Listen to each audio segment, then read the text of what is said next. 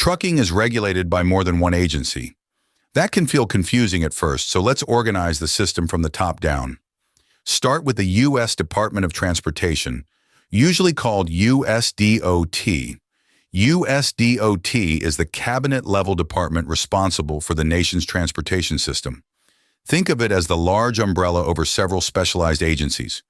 For motor carriers, the main federal safety agency is the Federal Motor Carrier Safety Administration, FMCSA. FMCSA is part of USDOT.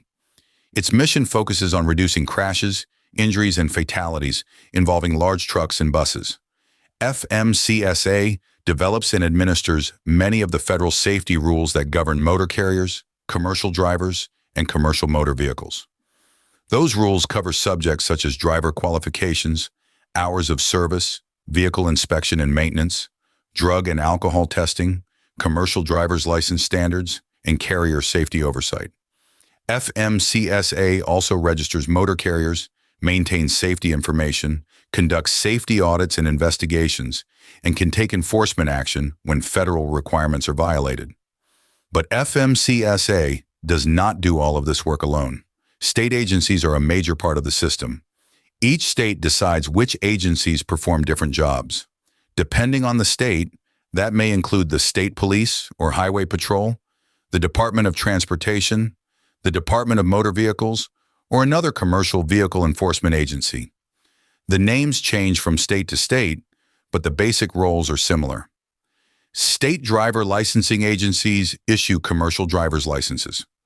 FMCSA establishes federal CDL standards, but FMCSA does not issue the license itself. State motor vehicle and revenue agencies may handle vehicle titles, license plates, apportion registration, fuel tax credentials, and other operating requirements. State and local officers conduct much of the roadside inspection and traffic enforcement work that drivers experience every day.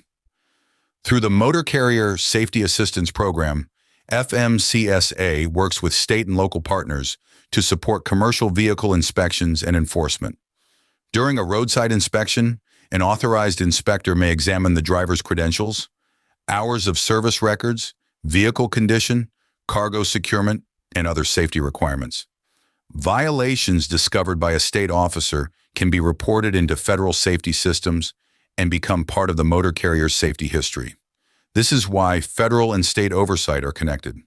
Federal rules may establish the safety standard, while a state partner performs the roadside inspection or enforcement action. Two other federal agencies are useful to recognize. The National Highway Traffic Safety Administration, NHTSA, sets federal safety standards for new motor vehicles and equipment and oversees vehicle safety defects and recalls. The Pipeline and Hazardous Materials Safety Administration, PHMSA, develops and enforces hazardous materials transportation requirements. A motor carrier hauling hazardous materials may have responsibilities involving both PHMSA and FMCSA. You may also hear the name CVSA, the Commercial Vehicle Safety Alliance. CVSA is not a government regulator. It is a non-profit organization that brings enforcement agencies and industry together and develops the inspection standards used in the North American Standard Inspection Program. So, who should a carrier contact? For a USDOT number, Federal Operating Authority, or Federal Motor Carrier Safety question, start with FMCSA. For a CDL or driver license record, contact the State Driver Licensing Agency. For vehicle registration, plates, or state permits, contact the appropriate state agency. For a roadside inspection report, start with the agency that performed the inspection. If the carrier believes data in a federal safety system is wrong, it may also use FMCSA's data queues process to request a review. Remember these 3 points. USDOT is the umbrella department. FMCSA is the lead federal agency for motor carrier safety oversight. And state agencies perform many of the licensing, registration, inspection, and enforcement activities that make the system work. In the next episode, we'll explain interstate and intrastate commerce and why that difference affects which regulations apply.